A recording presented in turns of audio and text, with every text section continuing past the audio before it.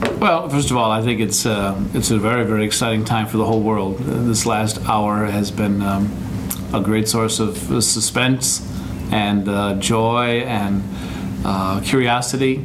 And we see a very humble man from Argentina.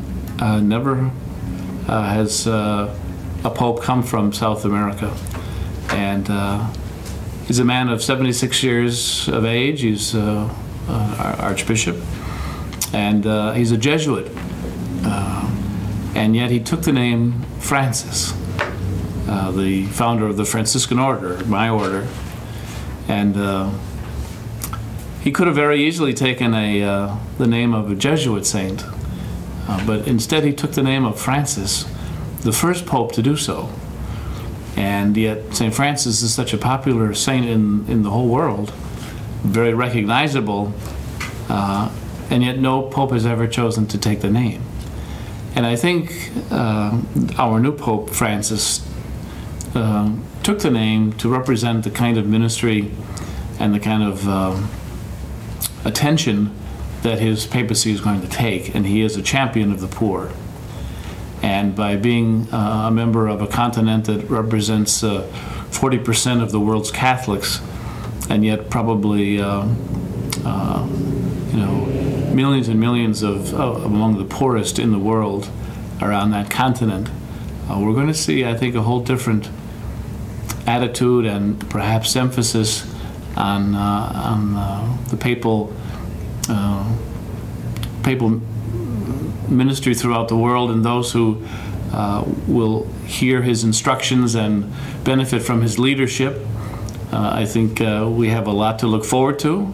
I think it's a very optimistic choice. I think it's a very realistic choice that the Cardinals have made through the inspiration of the Holy Spirit, that this poor man from Argentina, a Jesuit, taking the name of Francis, is now the vicar of Christ on earth, and after whom many, many people will follow, and to look for his lead and what it is that he is asking the world to do.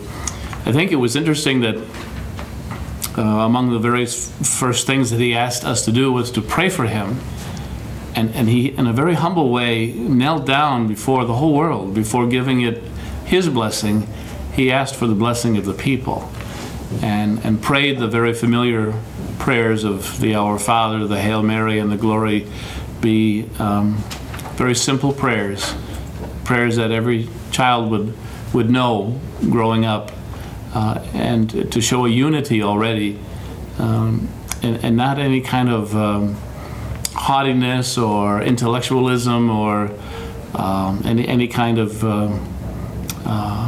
indication that he was above others in this new position. Not at all. I think more than anything his humility came across, and we will come to grow and come to know and love this Pope, I think, in a very short time. Do you have any concerns about his age?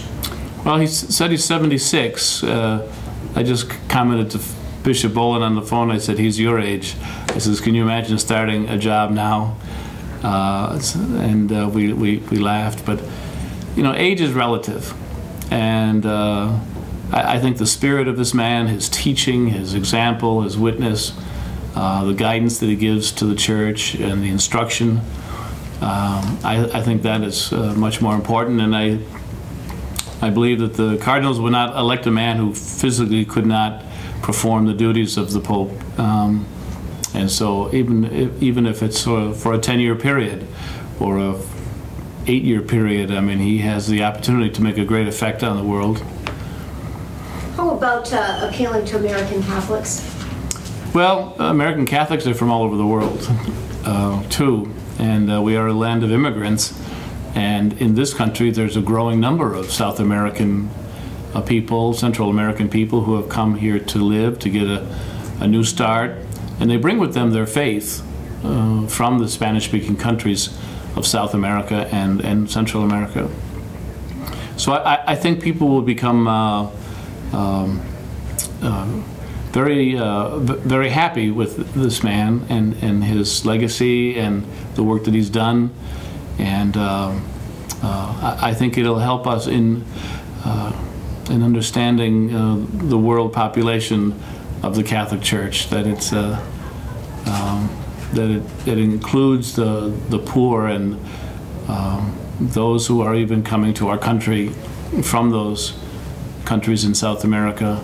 So I think one visit to the United States will cause us to fall in love with this man very quickly.